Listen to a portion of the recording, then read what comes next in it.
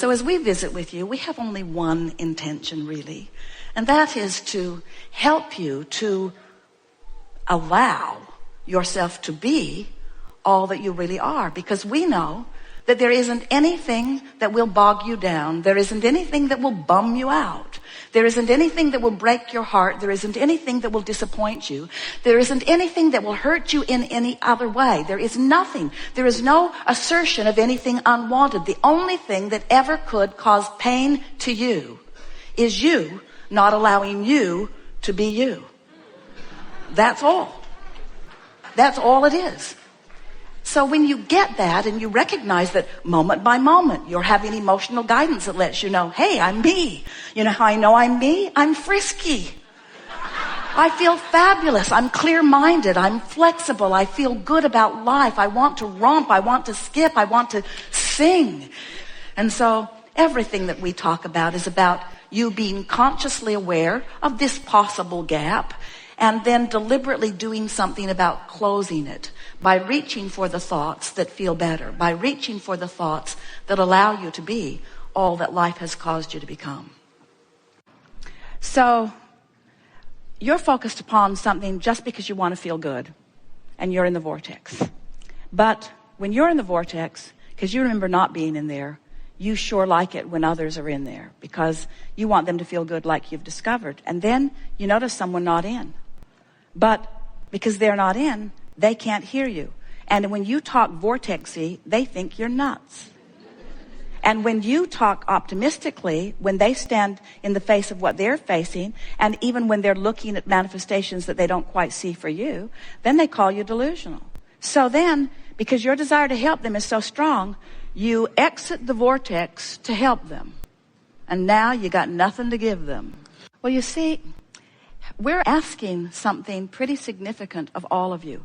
We're asking you to ignore the reality that's had nearly your undivided attention and to hang your star on your emotions just for a little while, because we know when you do it, your reality will flip. That's what faith is. Faith is finding the vibration without the evidence that backs it up. And most people are looking for the evidence out here in reality. We say we love working with terminally ill people because they finally are the only ones that will do the real work. Because as long as there's one more thing you can do, one more thing you can wrestle to the ground, most of you will do it. It isn't until something gets your attention and you accept that it's the vortex work, it's the alignment with who you are, that you begin to feel your full power, you see. So what happens as you're interacting with other people, it's very common that your desires are similar. In fact, you co-create with your mate. You've co-created such magnificent things in your vortex. You're tied together in a very, very powerful way. But when either of you is not in vibrational proximity to the vortex, it doesn't matter where the other one is, because if you're not there, you can't feel it. And so what we're really saying to you is, and it's hard to hear, but we really want you to hear it. You have to be willing to ignore what everybody else is doing and make your relationship with your vortex the most important relationship that you have. Here's what we would do if we were standing in your physical shoes. We would end every day by putting ourselves in bed, say goodnight to everyone with the idea that you're not going to talk any further. And as you're drifting off to sleep, we would go as general as we can into a place of appreciation. Appreciate your pillow. Appreciate the air conditioning in the house. Appreciate the roof over your head. Appreciate just the simplest things that don't challenge you in any way. Just appreciate. And if you can drift off to sleep in appreciation, if you go to sleep in the vortex, you'll wake up in the vortex. It's just the way that it is, because your vibration is where you last left it. So when you awaken in the morning, let your first thoughts be, oh, I like that feeling of appreciation. And then if you can do a little bit of basking just to keep it going. In other words, it's so much easier to start with the vortex and let the vortex affect reality than it is to face reality and then try to drag reality into the vortex. Because law of attraction is amplifying wherever you're at.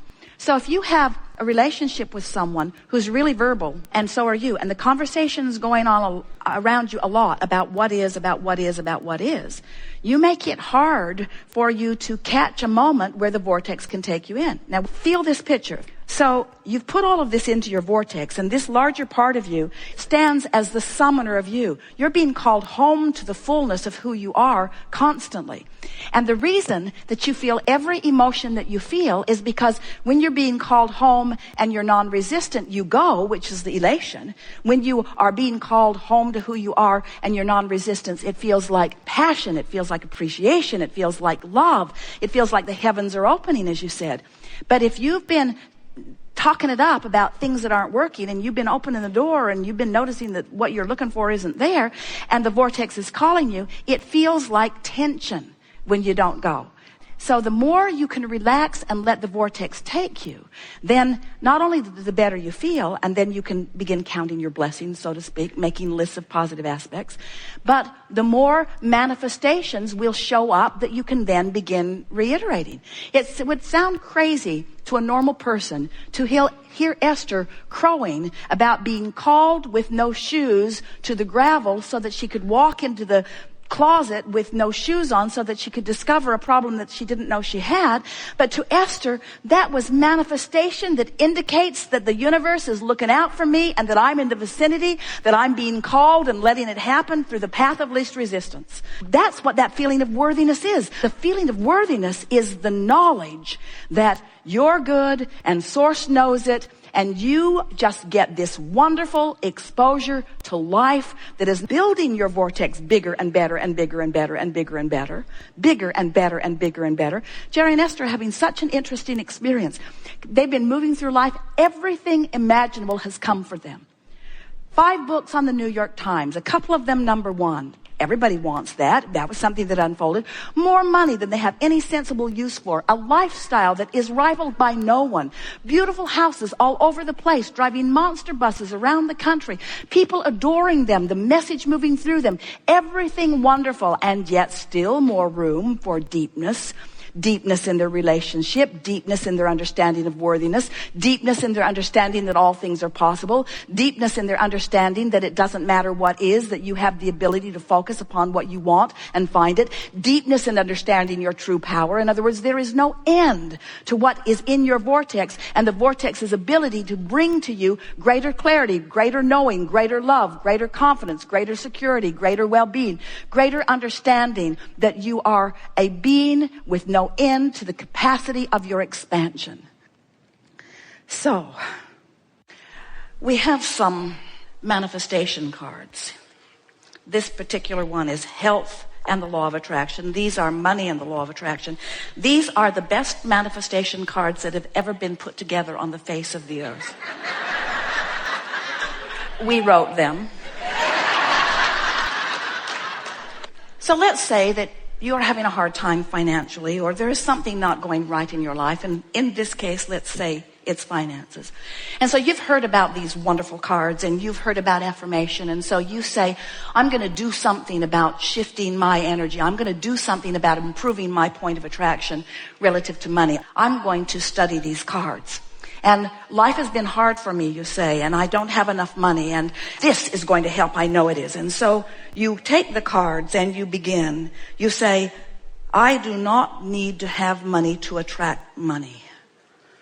Well, that's fortunate.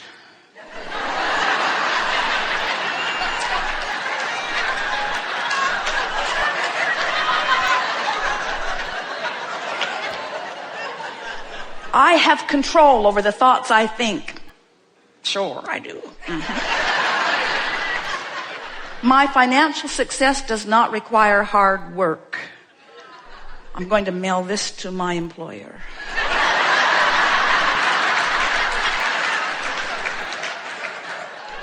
There is no shortage of money or time. Who writes this stuff? The law of attraction adds power to both problems and solutions. That sucks. So the point that we're making is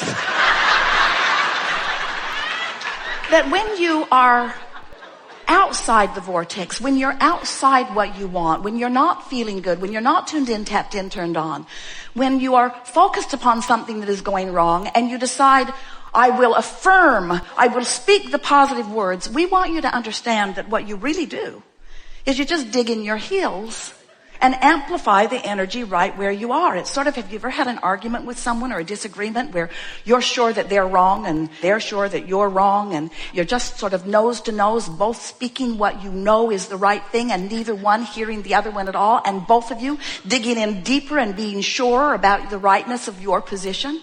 Well, you do that with yourself when you try too hard, when you effort, when you try to motivate yourself from outside the vortex. So what we're saying to you is, this business of creating, it's not about action, it's not about words, it's about vibrational alignment. It's about allowing yourself to become a vibrational match to who you really are. When you affirm from outside the vortex, when you effort, when you struggle, when you try, all that happens is you amplify the vibration of resistance that you've already got going on. And you make yourself unavailable to the vortex that really wants you, the vortex who is calling you. Sometimes as we visit with our physical friends, and you are a group who could very well be completely accepted from this because you seem to know who you are. But often our physical friends are so focused upon the manifestation of what is, that they let all of their emotional response be to what is manifested. And we want to constantly remind them that what's manifested is old news. That where it's really at is in this vortex. Where it's really at is it's in this energy that's moved forward. Where it's really at and where your joy really is in the getting up to speed with all that you have become. Now, we don't want to give you any misunderstanding. You can never really get completely up to speed with everything that you are because you are continually expanding. The contrast that you're living is causing you to continue to ask, and because you continue to ask, the larger part of you continues to become, and that larger part of you continues to call you home to who you are. And you can tell by the way you feel whether you're going or not. Now, we want to say to you, you're going. You're going. The question is, are you going willingly?